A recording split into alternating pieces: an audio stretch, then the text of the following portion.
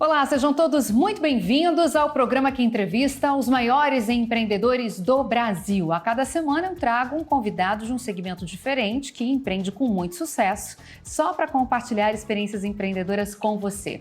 E é um momento para lá de inspirador que geralmente acentua ainda mais aquela sua vontade de fazer dar certo o seu próprio negócio. Eu sou Milena Machado e você, quer empreender? Então fique agora aqui comigo.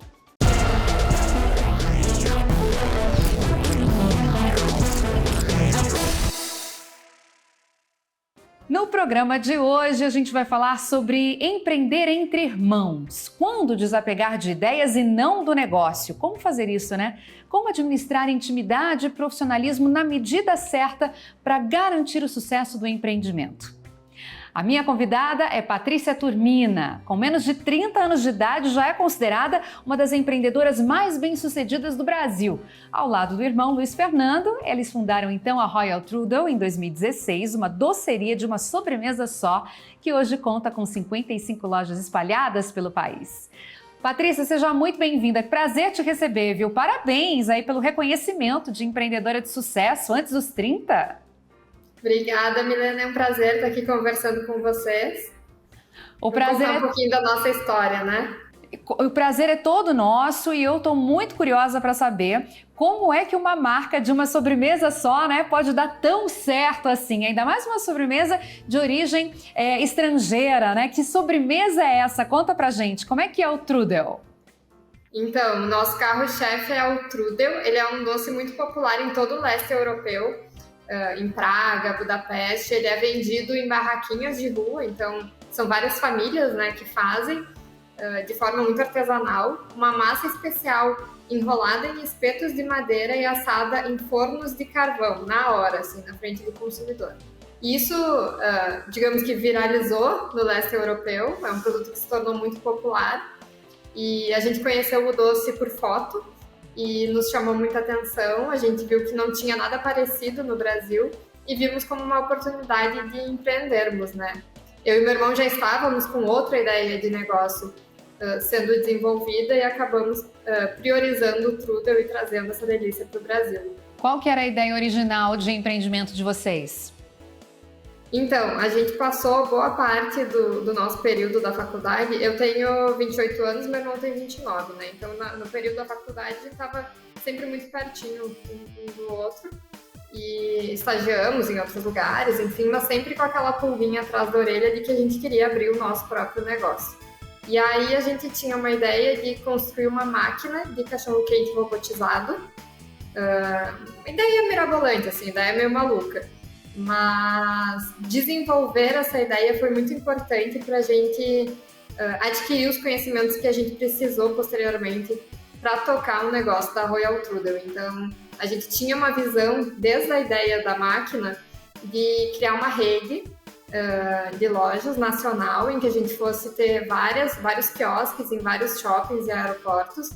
E ao desenvolver tudo isso, a gente foi aprendendo sobre o modelo de lojas próprias, sobre o modelo de franquia, trabalhando a questão das patentes, do possível robô, e todo esse conhecimento foi muito importante depois na hora de estruturar a Royal Trudel também. Entendi. E aí a sua formação e a dele são distintas? Sim, eu fiz administração e meu irmão fez engenharia de produção, então a gente tem algumas competências bem complementares, assim. Sim, e tá explicado de onde surgiu a ideia de fazer uma máquina, né, de cachorro-quente. Ele queria pôr em prática o que ele estava aprendendo na faculdade de engenharia e você já pensando em expansão, né, o negócio mal nasceu, você já estava pensando em estar nos aeroportos, em vários pontos aí, você querendo colocar em prática também o seu repertório de administradora. O que aconteceu nessa época que vocês desistiram do cachorro-quente e optaram pelo doce, pelo Trudel? A gente foi bem fundo nessa ideia, assim, em termos de viabilidade, estruturar modelo de negócio. Lembro que tinha um plano de negócio de 80 páginas, assim, um negócio enorme. E na hora de pegar as primeiras cotações, os primeiros orçamentos para desenvolver o protótipo, a gente já tinha todo ele desenhado, né? Especificado, que era um robô, então tipo, tinha o braço robótico, tinha a esteira onde o pão ia passando, tinha uns compartimentos com controle de temperatura, umidade, tudo. tudo que a gente já tinha pensado em tudo. Mas na hora de, né, olhar para a carteira, a gente viu que o investimento inicial estava bem além daquilo que a gente tinha para investir no nosso primeiro negócio. E aí a gente acabou se desmotivando em virtude disso. E no mesmo dia que a gente recebeu o nosso terceiro orçamento da máquina do cachorro-quente, a gente pegou meus pais no aeroporto e eles estavam voltando de Praga. E aí, eles contando da viagem, que comeram um doce lá diferente, não sabiam o nome, nos mostraram uma foto do Trudel, e a gente falou, por que a gente não faz isso? Porque assim, a gente tá quebrando a cabeça para fazer algo muito mais complexo, e cachorro-quente já tem do Brasil. Esse doce, a gente, com uma máquina muito mais simples, a gente consegue trazer um doce que realmente não existe no Brasil ainda. E aí, a gente, de novo, né, o lado engenheiro do meu irmão, vamos importar um forno de lá, desses bem rústicos, e vamos adaptar para ser um equipamento que caiba em shopping center, num quiosque. Então, a gente desenvolveu um forno elétrico, uma versão elétrica dos fornos que são utilizados lá, e horizontal para ser bonitinho. E a gente estruturou também o processo de patente desse desenho industrial que a gente tem até hoje, nos ajuda bastante em questão de expansão de franquias também, porque é um equipamento que até então não existia. E aí começamos a estruturar Royal Trudel e desistimos, ou pelo menos guardamos na gaveta a ideia do cachorro-quente. Então, ou seja, um fator limitante foi o dinheiro, porque a criatividade, a vontade, né, o plano de negócio, tudo já existia. Você se lembra de valores? Só para a gente ter uma ideia, eu sei que muito tempo já passou, né? Se em 2016 vocês fundaram a Trudel, então quer dizer, faz quase 10 anos isso aí, né, da ideia original do cachorro-quente. Como que era? O investimento inicial de uma ideia assim do zero, só para as pessoas que estão nos acompanhando entenderem como que é criar uma máquina. Então, os valores, tipo, o orçamento mais barato era mais de R$1 milhão. Pensa na época, imagina hoje.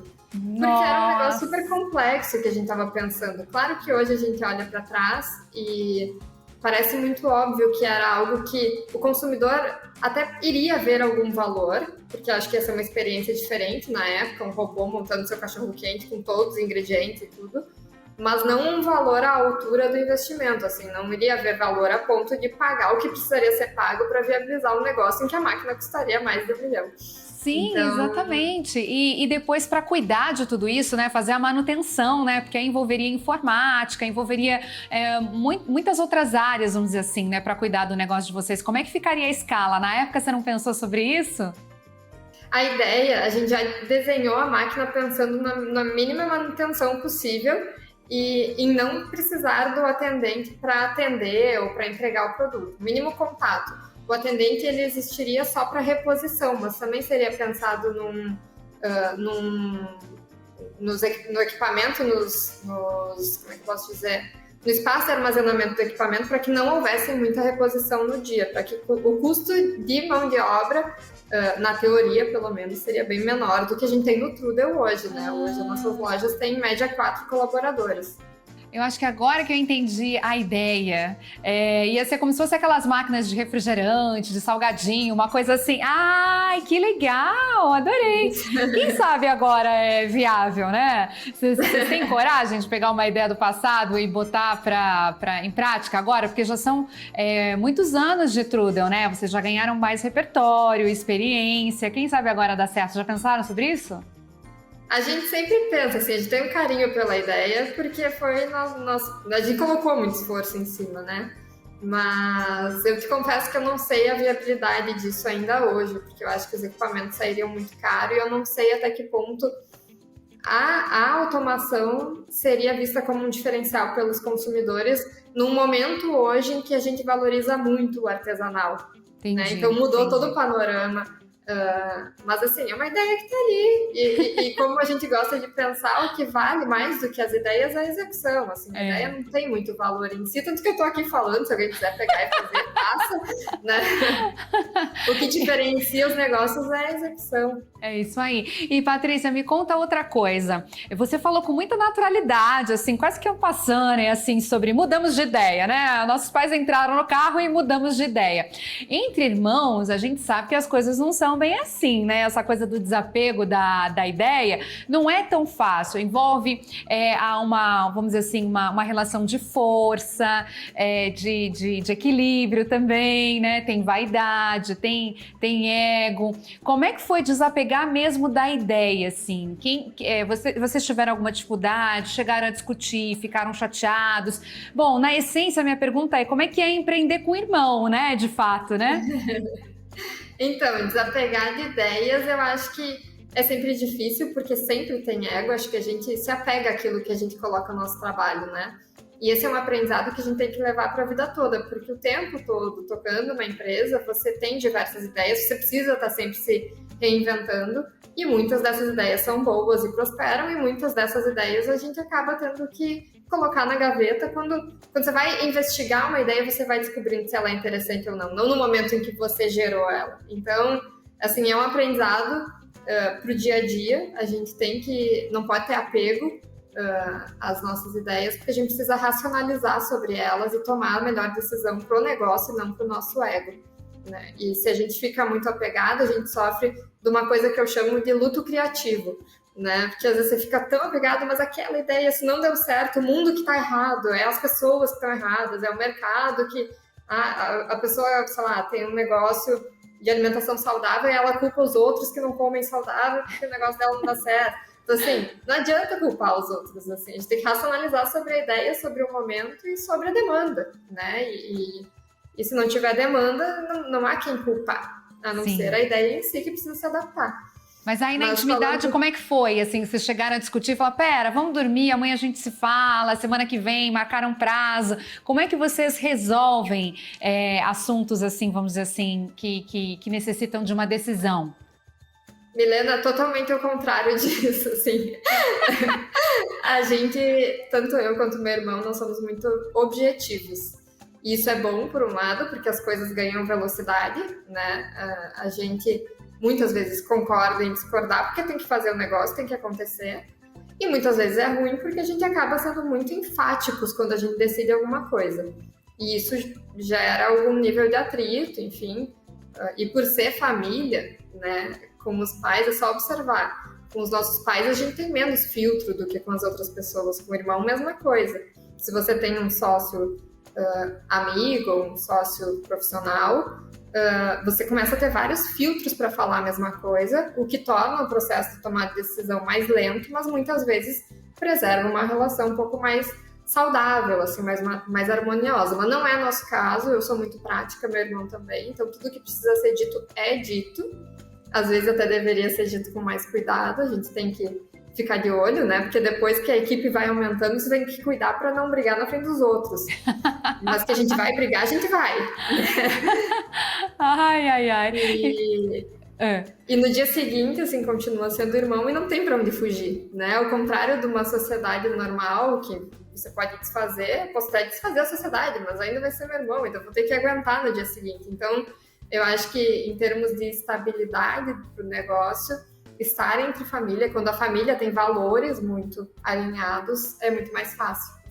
E por falar em estar em família, eu ouvi dizer que os pais, né, de vocês já são empreendedores, né? Em que medida, assim, eles contribuíram para o desenvolvimento de atitudes empreendedoras em vocês e em que parte eles também contribuíram para o surgimento da Trudel, além da ideia, né, que veio assim indiretamente? No dia a dia eles estiveram juntos? Como é que foi? Ou foi uma aventura entre irmãos mesmo?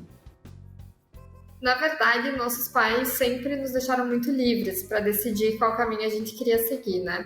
Eles têm uma empresa juntos. Quando a empresa foi crescendo, conforme eu e meu irmão fomos crescendo também. Assim, quando a gente nasceu, eles não tinham muita coisa. Hoje, graças a Deus, tem uma empresa muito grande. A gente chegou a trabalhar na empresa da família, fazer um estágio, passar por todas as áreas. Qual que é a área de empreendedorismo dos seus pais? é distribuidora. Então, eles atendem varejo, né, com marcas de alimentação, higiene, bebidas, basicamente tudo. E aí, quando a gente era pequenos, meus pais ainda estavam numa fase muito embrionária do negócio deles. Então, minha mãe teve eu e meu irmão, mas assim, tanto nos dois casos, uma semana depois estava dentro da empresa e estavam os bebês lá dentro da empresa também. Então, eu literalmente cresci dentro de uma empresa. E eu lembro que meus pais sempre tiveram um cuidado muito grande que a gente não perdesse a humildade. Então, até os nossos 10 anos, acho que 10 anos, talvez 9, eles não falavam que a empresa era deles. Tinha um gerente lá que chamava Paulo, e eles falavam que o Paulo era o dono da empresa. Então, assim, a gente começava a aprontar, o Paulo ia demitir eles, e aí a gente tinha que se comportar. E, enfim, a gente foi crescendo, e dentro desse ambiente de empresa, meus pais sempre nos davam tarefas para fazer, então a gente ficava no depósito, dobrando caixa, separando moeda. Nas férias de verão, a vida toda, a gente sempre teve que trabalhar meio turno. Então, assim, podia ir para a piscina, podia ir para o clube com os amigos nas férias de verão, desde que trabalhasse 4 horas de manhã. Isso sempre, assim. No fim, eu acho que a gente mais atrapalhava do que trabalhava, mas pelo menos tinha essa cultura de trabalho, né? Entendi. A gente vai continuar falando, viu, Patrícia? Só preciso chamar um intervalo. Peraí que eu já volto, tá? Perfeito. Olha, essa conversa aqui tão inspiradora com a Patrícia Turmina continua, mas é daqui a pouquinho, depois do rápido intervalo. Continue com a gente, você quer empreender? Volta já!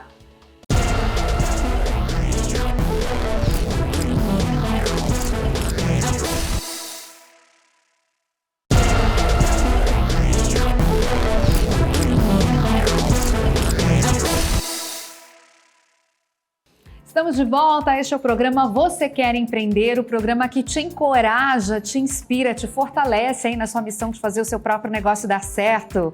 Hoje nós estamos falando sobre como empreender entre irmãos, né? Quais são os desafios aí da irmandade nos negócios. A minha convidada é Patrícia Turmina, ela e o irmão fundaram a Royal Trudel, que é uma empresa, uma marca que a gente pode dizer assim que é especializada numa sobremesa só. Claro que depois foi ganhando aí mais itens no menu, mas nasceu essencialmente assim, né, para servir uma única sobremesa. A Patrícia não tem nem 30 anos, já está aí na lista das empresárias de maior sucesso do Brasil, e essa sobremesa que a Patrícia serve lá na Royal Trudel, gente, já foi considerada aí 5 vezes o melhor doce de Gramado, também já foi considerado o melhor doce de Canela, vira e mexe aí, tá nos top rankings aí de melhores sobremesas do Brasil, é até considerada incomparável, e o mais curioso de tudo isso, sabe o que que é? Ela desenvolveu uma sobremesa inspirada num doce estrangeiro que ela nunca comeu. Patrícia, agora você fez mágica, né? Chegamos ao ponto. Como é que faz para conseguir todo esse sucesso, esse reconhecimento do público de um doce que, na verdade, você nunca experimentou na vida? Como é que foi desenvolver a receita? Como é que foi fazer a Royal Trudel acontecer de fato? Então, quando a gente teve a ideia, como a gente já tinha passado tanto tempo trabalhando numa outra ideia que não saiu do papel, quando a gente viu a foto do Trudel, a gente decidiu, não, vamos fazer, mas a gente vai fazer rápido, assim, não vamos perder um ano fazendo pesquisa, não sei o quê. Isso era janeiro de 2016, e a gente decidiu que a gente ia abrir até o Dia dos Namorados de 2016, a primeira loja em Gramado. E aí eu lembro que perguntava, vocês não querem ir para Praga para fazer uma pesquisa de campo e tal? A gente não temos tempo para isso, assim. Meus pais tinham comido lá, então assim, já tinha uma ótima referência para comparar sabor, né? A minha mãe ajudou muito com relação à receita, porque ela gosta de cozinhar, então a gente passou muitos dias em casa comendo muitos trudels, assim, testando receita, conversando com pessoas de lá para pedir referência. E testando com os vizinhos, assim, eu diria, a Royal Trudel foi a nossa primeira loja, né, no caso, foi um grande MVP, que é aquele mínimo produto viável. A gente fez tudo, assim, para botar para rodar, e aí depois ajustar. Até a própria receita era algo que poderia ser eventualmente ajustado depois, caso necessitasse, mas a gente não queria realmente perder tempo. Então, a gente foi pesquisando fotos, conversando com as pessoas, fazendo muitos testes, tudo em casa, para que a ideia Trouxeram saísse aquele do papel. forno que você contou pra gente, né? Que seu irmão teve a ideia de importar, foi testando nele. Essa fase de testes durou quanto tempo? Até o forno chegar? Então, antes do forno chegar, a gente testou muito em casa, assim, a gente pegava um espeto de madeira, assim, sabe aqueles negócios de fazer massa? Sim, Bolo sim. de madeira? Isso. O pau de macarrão? Naquilo. Isso. A gente enrolava a massa naquilo e ficava, tipo, horas girando na frente, em cima do fogão, sabe? Pra conseguir fazer o teste e ver se ficava gostoso. Então, o forno demorou, acho que uns 30 ou 40 dias para chegar. E nesse período a gente podia ficar parado, né? Então, a gente foi arrumando as outras coisas, construindo a marca, procurando ponto para a primeira loja em Gramado e testando as receitas que, posteriormente, a gente iria de novo testar nesse forno e daí com mais escala, né? Entendi. Você não é nascida em Gramado, né? Você é de outra cidade do Rio Grande do Sul, certo? Isso. Eu e meu irmão nascemos em Passo Fundo, que é uma cidade do interior. Mas a gente já morava em Porto Alegre, porque a gente fez faculdade lá desde os 18 anos, assim. A gente já morava juntos em Porto Alegre. Entendi, mas aí a loja foi ser em Gramado. Exatamente. Por quê? Por que não em Passo Fundo, nem em Porto Alegre? Por que exatamente Gramado? Como a gente tinha já essa visão de construir uma rede que fosse famosa no Brasil inteiro, a gente sabia que uma cidade turística serviria como vitrine para o restante do país, né? E, além disso, Gramado tem esse aspecto mais europeu, a gente achou que casou muito com o produto. E, de fato, assim, se comprovou uma verdadeira vitrine para o Brasil inteiro. A gente acha que acertou muito em ter começado por lá e não ter começado por onde seria mais conveniente. Porque, assim, não foi conveniente se mudar para Gramado, né, morar lá.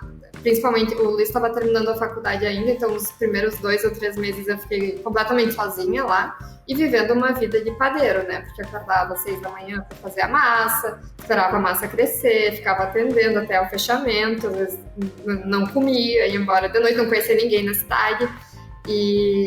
Mas, assim, a gente não se arrepende nem um pouco, porque, apesar de não ser a decisão mais conveniente, foi a mais certeira pro negócio. Assim. A gente precisava, assim, de visibilidade e a gente encontrou.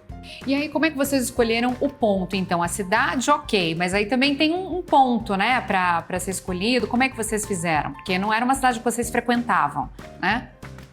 Exatamente. A gente viajou, eu lembro que teve uma semana que eu fui umas 4 vezes para Gramado para procurar ponto. Andava a cidade inteira. Eu sabia qual era o limite, assim. Eu queria na rua principal, de tal número até tal número. Só que você não acha isso na imobiliária porque todo mundo quer, não é só a Patrícia, todo mundo quer nesse lugar. E foi batendo de porta em porta, eu entrava em todas as lojas, perguntava se os vizinhos estavam para sair, se tinha alguma loja para vagar, se eles sabiam de algum boato.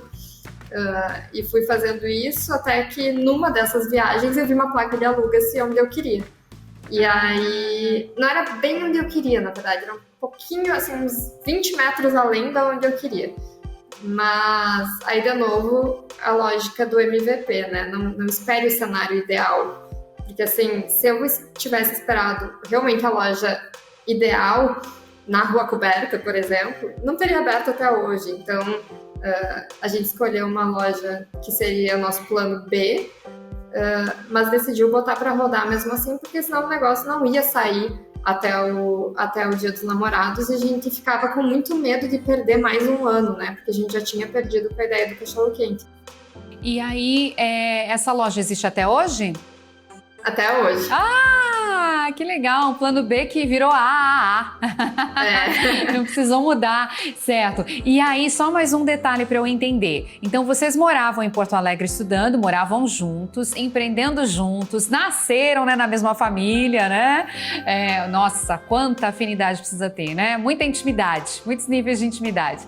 Aí, seus pais moravam onde nessa época? Em Passo Fundo. Em Passo Fundo. Aí você falou que sua mãe ajudou na receita. Então, quer dizer, quantos meses foram desde a ideia até a inauguração?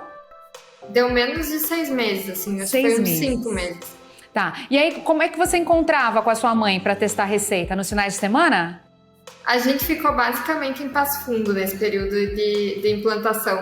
Então, até as viagens acabavam sendo mais longas para Gramado, porque Passo Fundo é mais longe que Gramado do que Porto Alegre. Mas a gente levou o forno para lá assim que chegou e fizemos quase todo o desenvolvimento da marca, tudo lá. Porque daí a gente testava em casa, né? Tinha o apoio dos meus pais. Eu lembro que na empresa deles, lá em Passo Fundo, a gente pegou o refeitório emprestado para desenhar o layout da loja, para a gente testar realmente onde ficaria cada equipamento, cada coisa, para já desenvolver um pouquinho melhor o operacional também. E acho que, eu já tinha me formei em janeiro mesmo, e aí já fiquei em Passo Fundo até realmente inaugurar a loja. Entendi. E aí, como é que foi inaugurar um negócio no Dia dos Namorados? Então não deu muito certo. A gente acabou atrasando 5 dias, se não me engano. Acho que inauguramos dia 16, atrasamos aí 4 dias. Meu Deus, e o tamanho da frustração? Cabia em você? Ou você precisava chorar para ela transbordar? Não, eu já tinha feito tudo que estava ao meu alcance, assim. Eu passei, acho que... meu aniversário é dia 1º de junho. Do dia 1º de junho eu não fui mais embora, já de Gramado, né? Já fiquei direto. Que eu queria fazer acontecer, eu ia pra obra todo dia, tentava ajudar o pedreiro, tentava ajudar todo mundo, assim, porque eu queria que acontecesse dentro do prazo. Mas aí as coisas começaram a atrasar, a gente teve problema com a Habite também da loja, porque essas coisas ninguém conta, né? Mas assim, alugamos a loja e o Habite do imóvel não fechava com o KNAI do nosso CNPJ. Então teve toda uma corrida para alteração do KNAI. Tivemos também alguns desafios com a vigilância sanitária, porque, como eu falei, lá no leste europeu, eles assam o trudel em espetos de madeira. E a gente, muito felizes ali com os nossos espetos de madeira, recebemos uma visita do fiscal e descobrimos que no Brasil não pode trabalhar com nenhum utensílio de madeira. Então, a gente também teve que correr para achar espetos de inox para substituir, para poder inaugurar. Então, assim, foram vários sustos, assim, quando eu achava que tinha resolvido uma coisa, vinha outra. E a verdade é que isso não parou até hoje, Milena. É assim sempre, assim, você acha que tá tudo sob controle e surge mais um desafio. Eu acho que essa é a vida de quase todos os empresários no Brasil, né? Sim, sim. Bom, e aí daquela primeira ideia da máquina de cachorro-quente, que custaria mais de R$1 milhão só a máquina, para essa, que é a ideia que deu certo e que já se multiplicou, qual foi o investimento dessa ideia? A gente tinha 40 mil para investir em tudo, tá? E a gente acabou investindo 65. E, se não me engano, entre tudo, assim, tanto forno quanto reforma da loja. A marca, a gente não fez nenhuma pesquisa de mercado para criar a marca. Escolhemos Royal Trudel através de uma pesquisa entre amigos, né? A gente escreveu numa folhinha várias ideias de nome, passou para eles preencherem. A gente foi fazendo tudo como se fosse realmente um teste, sabe? E eu não me arrependo disso, apesar de hoje eu olhar para trás e eu sei que existem muitos outros nomes que teriam funcionado melhor, que não seriam necessariamente Royal Trudel. Foi o melhor que tinha para aquele momento. E foi melhor seguir assim do que esperar e daqui a pouco a ideia nunca se concretizar, né? Sim. E aí vocês eram muito jovens, né? Ainda na faculdade. Esse dinheiro, como é que vocês conseguiram esse investimento? Cerca de R$40 mil, que depois viraram 65, porque você mesma contou rapidamente aqui pra gente que ao longo desse caminho de meses, que foi tudo muito rápido, vocês precisaram desembolsar aí pelo menos 60% mais, né? De onde veio o dinheiro? Veio do empréstimo dos nossos pais, que a gente conseguiu pagar em até 6 meses, né, corrigido. Porque o negócio começou e já começou tendo muito faturamento e superando, assim, as expectativas. A gente estava blindado para ser muito menos, assim. E conseguimos devolver todo o valor e desde então o negócio se comprovou rentável. E nós sempre tivemos uma lógica de reinvestimento no negócio, né? Então, sempre tivemos muito cuidado com o dinheiro. e conseguimos dessa forma alavancar o negócio em cima da nossa própria receita. E Patrícia, então 2016, nossa, foi um ano assim maravilhoso, 2017 também, né? E quando é que vocês decidiram abrir a segunda loja e por que vocês entenderam que franquia seria o melhor modelo para a expansão da marca e não lojas próprias? Foi em 2016 ainda. A gente, na época, fazia a massa do Trudel na loja, né? Que era essa coisa, acordar cedo, fazer a massa, misturar os ingredientes, esperar crescer, cortar a massa em tiras, aí enrolar as tiras no espeto e tal. E a gente começou a ver que esse modelo de negócio, de realmente transformar nossas lojas em uma padaria, bem dizer, não era muito viável, porque a gente tinha uma limitação muito grande de quantos Trudels a gente podia vender. Né, sem prejudicar a experiência do consumidor. E a gente tinha filas quilométricas, assim, no começo a fila virava a esquina da quadra onde a gente estava. E a gente não vencia atender as pessoas ou atendia de forma muito lenta. Então a gente percebeu que era crucial para o nosso negócio a gente construir uma fábrica. Isso, assim, com poucos meses a gente já se deu conta e já começou a trabalhar. Como o Luiz ainda estava terminando a faculdade aqui em Porto Alegre, ele já começou a desenvolver o desenho da fábrica, procurar equipamentos e tal. E até novembro de 2016 a gente já tinha construído a nossa fábrica. Claro que era algo muito pequeno, né, Milena? Era uma sala com 2, 3 equipamentos e um freezer para que a gente pudesse mandar as tiras de massa de Trudel prontas para as lojas e assim ganhar muito no operacional. E com isso a gente já começou a olhar para a expansão em Porto Alegre daí. Nós abrimos em 2016 mais um quiosque aqui, em shopping, e começamos a aprender a trabalhar com shopping, aprender a trabalhar com quiosque. E o engraçado foi que 2016 e até metade de 2017 a gente não tinha nem funcionário na fábrica. Então, basicamente, a gente trabalhava na fábrica durante a noite para abastecer as lojas de manhã, né? Em janeiro de 2017, a gente já tinha aberto, acho que mais um ou dois quiosques. Eu já tinha voltado para Porto Alegre e aí promovido um gerente em Gramado. E a gente começou a viver essa outra rotina que também era muito cansativa de trabalhar na fábrica, correr para os shoppings. Era assim, dormia umas 4 horas por noite, trabalhava umas 20, sabe? Foi bastante cansativo. E com isso a gente começou a perceber que se a gente quisesse expandir, seria muito difícil nesse ritmo de trabalho abrir mais lojas próprias. No final de 2017, a gente estava com cerca de 20, 22 funcionários e a gente teve 4 meninas grávidas ao mesmo tempo. Acontece, né?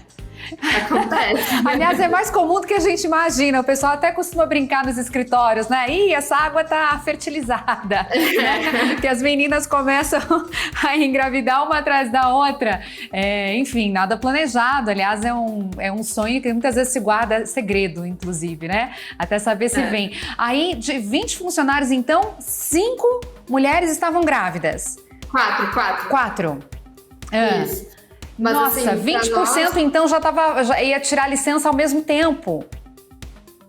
Exatamente. E como a gente trabalha, nossos atendentes trabalham de pé no shopping, né? É trabalho braçal. Muito dinâmico. Produzir o Trudel, atender o cliente, limpar a bancada. Então, isso se tornou um problema porque a gente começou a ter muitas faltas, né? E essas faltas a gente acabava tendo que absorver e repor. Só que, assim, a gente já tinha 1000 outras coisas para fazer. Entre tocar a fábrica, abastecer Gramado, levar massa para as lojas.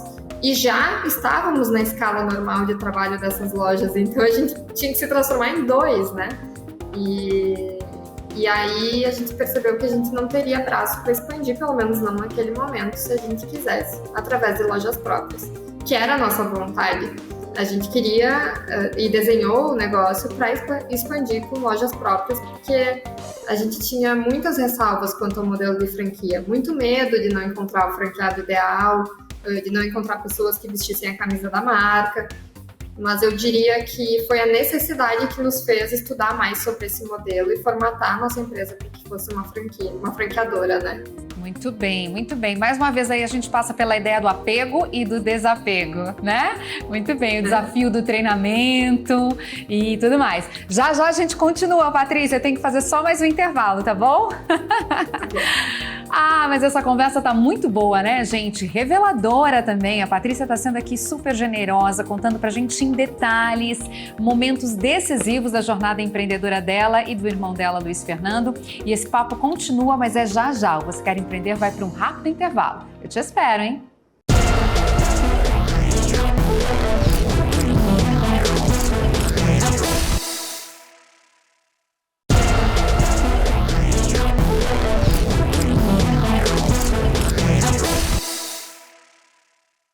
Estamos de volta, este é o programa Você Quer Empreender, que entrevista os empreendedores de maior sucesso no Brasil.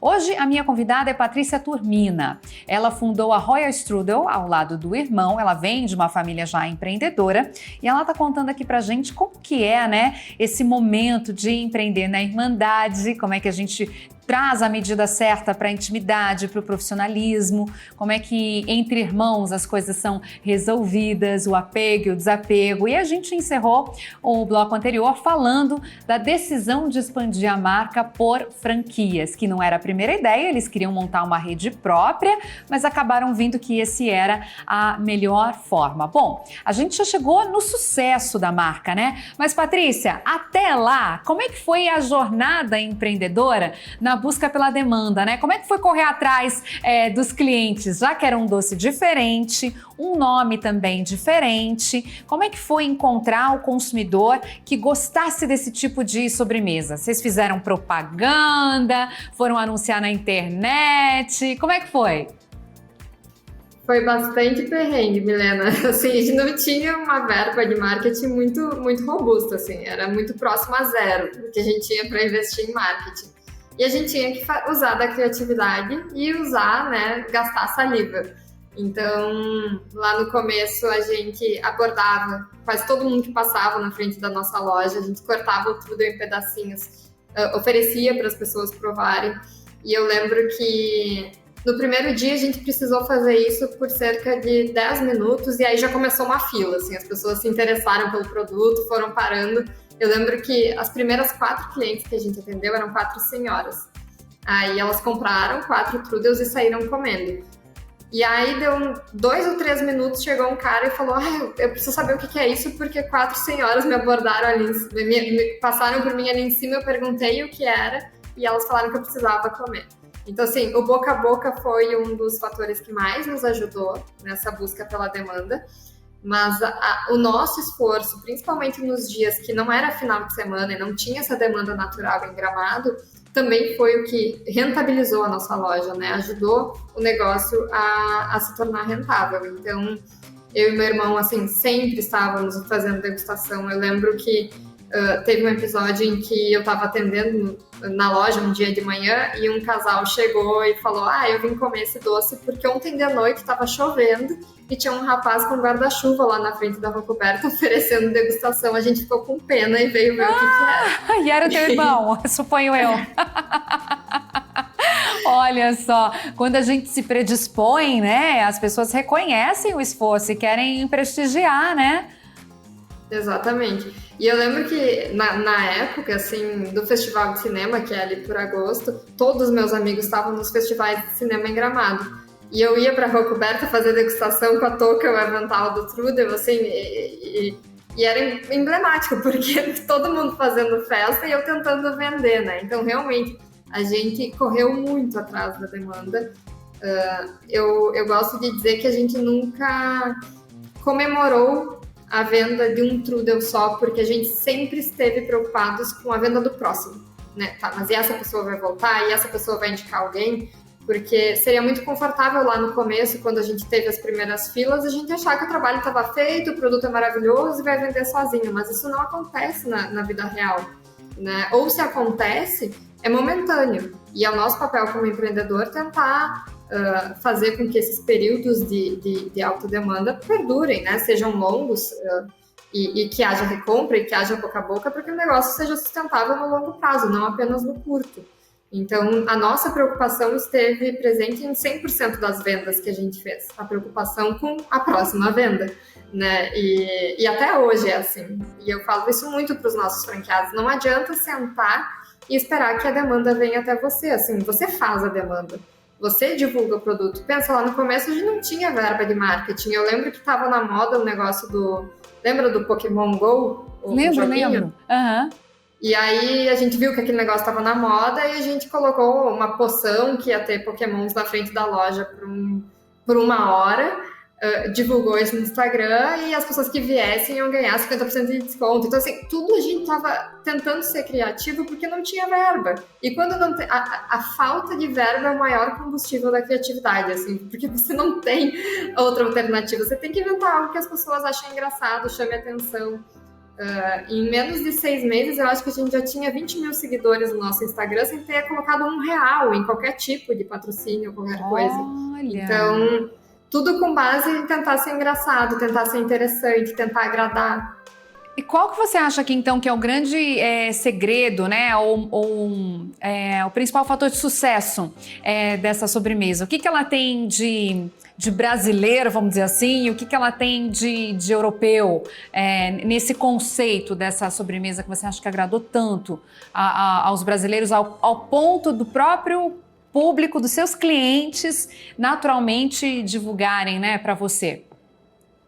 Eu acho que principalmente, assim, um dos principais fatores do Trudel ter viralizado é que ele é muito instagramável. Então, assim, não tinha uma pessoa que comprava um Trudel que não tirava uma foto. Tanto que, no começo, as nossas embalagens, elas eram um saco craft, sabe? Tipo aquele saco de padaria. Sim. E aí a gente começou a ver que estava todo mundo rasgando a embalagem para tirar foto. E daí a gente foi se dar conta que para nossa embalagem era mais importante que ela fosse fotogênica do que ela fosse funcional. E aí a gente trocou todas as embalagens também correndo para que fosse algo instagramável, né? Que as pessoas pudessem tirar foto e o produto pudesse ter um protagonismo maior do que a embalagem. Olha! E isso foi muito natural, assim, Helena. Desde o começo, as pessoas fizeram o trabalho de divulgação por nós espontaneamente. Pelo produto ser instagramável, pelo produto ser bonito também, porque ninguém quer tirar foto de algo, ser gostoso também, porque ninguém quer tirar foto de um negócio que é só bonito, o amigo vai lá e vai dizer, tá, mas esse negócio não é bom, né? Então, o produto é realmente diferenciado em termos de sabor, é uma experiência que as pessoas dificilmente já tiveram outra parecida, pelo formato, pelo fato dele ser extremamente crocante por fora, macio por dentro, assado na hora, né, recheado com recheios de qualidade. Então, era uma compra que a gente via que as pessoas tinham a intenção de voltar e tinham a intenção de fazer as pessoas que elas gostavam irem até a loja, né? Então, faziam esse trabalho de divulgação por nós e isso deu muito certo por muito tempo. Continua dando até hoje, assim, todo dia, pelo menos 200 menções no Instagram de pessoas fazendo propaganda para nós, né? Agora me conta outra coisa, se estava dando tudo tão certo, né, até hoje está tudo dando tão certo, por que inovar em cima da inovação? Então o doce já era uma inovação, não era algo que se comia por aqui. Aí agora vocês resolveram recentemente lançar opções salgadas, né? O doce estava indo tão bem, por que fazer agora um Trudel salgado? Tem 2 motivos principais, assim, o que a gente observa. Nas últimas pesquisas que a gente fez com os nossos clientes, a gente percebeu que o nosso público é 80% mulheres e 20% homens. Então, tem um mercado gigantesco masculino que a gente não está conseguindo atender. E para isso a gente fez dois movimentos. A gente criou o Trudel salgado e a gente também criou o Trudel em pedaços, que é o Trudel cortado para ser mais fácil de comer, né? A gente chamava ele de Trudel executivo, inclusive. Porque a gente percebia que o homem tinha muita resistência a comprar o Trudel, porque é um doce que é uma experiência, você se lambuza, né? E muitas vezes, principalmente nos shoppings, a pessoa tá indo para uma reunião, tá de terno e não quer se lambuzar. A mulher, ela gosta da experiência, né, de se lambuzar. Às vezes o homem pode não gostar tanto. A gente fez essa conjectura que estamos testando agora com essa nova embalagem. E também o fato de o público masculino preferir salgado, né? Você vê que normalmente quando a gente atende homens nas nossas lojas, ou é a mulher que está levando, ou foi a mulher que pediu para ir lá buscar, assim, quase 90% das vezes. E se ela está levando, ela escolhe o sabor dele, inclusive. Então, a decisão de compra, mesmo nos casos em que a gente atende os homens, normalmente ela é de uma mulher. E isso tem um lado negativo que significa que tem um mercado, pelo menos 50% da população, que a gente não está atendendo e que precisamos atender, né?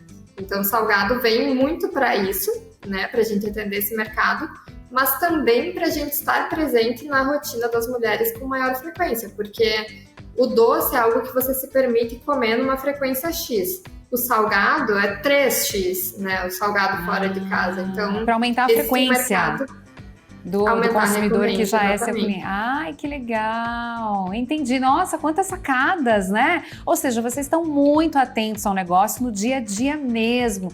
Vocês têm uma garra, uma vontade mesmo de querer que dê certo, né? Qual que seria, então, o próximo passo da Royal Trudel? Olha, agora a gente está reestruturando o nosso modelo de lojas, então é um desafio bem grande, porque a gente já tem muitas lojas e a gente está querendo aprimorar a experiência que a gente proporciona para o consumidor. Então, nosso novo conceito de lojas vai vir bem diferente, assim, em termos de experiência, mais confortável. A gente acabou expandindo, Milena, muito através de quiosques de shopping, e a gente está vendo que esse não é o modelo mais vantajoso em termos de experiência para o cliente, e a gente precisa voltar a priorizar a experiência, porque num quiosque, às vezes, o lugar onde a pessoa vai comer não é tão confortável, ela não se sente dentro de um ambiente Royal Trudel, né? Ela continua no ambiente shopping comprando um Trudel, então a gente acredita que a gente perde um pouco alguns elementos da marca que a gente quer recuperar. Então, nosso foco para esse ano é a reestruturação das lojas, e depois disso, aí sim, a gente vai voltar a olhar para uma expansão e possível internacionalização. Ai, era isso que eu ia te perguntar, se não passava, né, pelos seus sonhos, a ideia de levar a Royal Trudel pro berço do Trudel, né? Já imaginou? Made in Brasil? E sabe que, sem falsa modéstia, eu acho que a gente ia fazer muito sucesso lá, porque em 2018... depois que a gente já tinha até a primeira franquia, eu e meu irmão fomos para Praga para realmente fazer daí uma pesquisa de campo, e a gente percebeu que foi a melhor coisa a gente não ter provado o Trudel antes, porque a gente olhava aquelas fotos e a gente imaginava que era o melhor produto do mundo, a melhor receita do mundo, a gente colocava a régua lá em cima. E quando a gente foi para lá, pensa, a gente provou todos os Trudels que a gente viu, e a gente percebeu que em padrão de qualidade a gente está muito além. A gente foi no verão, né? Então, o que acontecia? Eram muitas barraquinhas, um negócio muito artesanal e familiar. E no calor, as massas ou cresciam muito, ficavam com gosto de fermento, ou algumas não cresciam nada, e aí ficava um produto mais cascudinho, assim, sem a maciez que a gente consegue proporcionar. Então, pelo fato da gente ter estruturado o negócio imaginando que era a melhor coisa do mundo, eu acho que a gente chegou muito perto da melhor coisa do mundo. E que foi legal. bom que a nossa régua estava lá em cima. E dá para pôr sorvete também? Vocês já testaram? Que agora eu fiquei com essa vontade. Já. É? Tem um adicional que a sorvete vai a bolinha em cima. Ah, uma delícia, porque vai derretendo e aí você vai comendo com a casquinha. É delicioso. Adorei. Patrícia, e o seu próximo passo, hein? Como uma mulher empreendedora de sucesso, aí já sendo reconhecida, não fez nem 30 anos, o que a gente pode esperar de você? Meu foco é 100% Royal Trudel hoje, né? Eu ajudo em algumas coisas da família, mas assim, eu quero fazer Royal Trudel crescer muito. Estou visando na internacionalização também, então é um objetivo nosso. E estou 100% focada em realmente melhorar como profissional, como gestora, para que o negócio cresça, né? E eu acho que, ao contrário do que eu vivi lá atrás, que era estar muito imersa no operacional, trabalhar muito, eu acho que agora é um passo para trás e tentar trabalhar de forma mais inteligente. E isso só acontece se eu estiver me desenvolvendo intelectualmente, né, para conseguir tomar melhores decisões. Muito bem, adorei. Adorei conhecer você remotamente. Parabéns, viu, pela sua trajetória pessoal e empreendedora também. Foi muito especial ter você aqui. Achei que você compartilhou com a gente insights muito importantes que eu tenho certeza de que vão, assim, ajudar e direcionar a nossa audiência. Você caprichou na nossa entrevista, eu adorei. Obrigada, viu, pela sua generosidade e toda a sua simpatia. Obrigada eu, Milena. Foi um prazer conhecer você. E espero que logo possamos comer um trudel juntas, então. Eu espero! Venha visitar a gente, nosso canal, a sede fica em Brasília, quando estiver passando por aqui, expandir por aqui. Lembre-se de nós, hein? Venha nos visitar, eu vou amar. E num outro momento da jornada empreendedora de vocês também, faço contato com a nossa produção. Olha, agora eu tenho uma super novidade. E vem contar pra gente como é que foi, tá bom? Obrigada! Perfeito, combinado. Foi um prazer. Até mais. Um beijo, tchau, tchau. Até mais! Viu só? Se você quer empreender, está assistindo ao programa certo. Este é o Você Quer Empreender e quem já empreende também, porque é só aqui que a gente traz tudo isso de bom para vocês. Só tem história de sucesso aqui. E você que já empreende sabe o quanto saber disso, de boas jornadas empreendedoras, pode acrescentar e até mudar toda a sua jornada empreendedora. Por isso que na próxima semana eu trago mais um convidado tão inspirador quanto a Patrícia Turmina para você.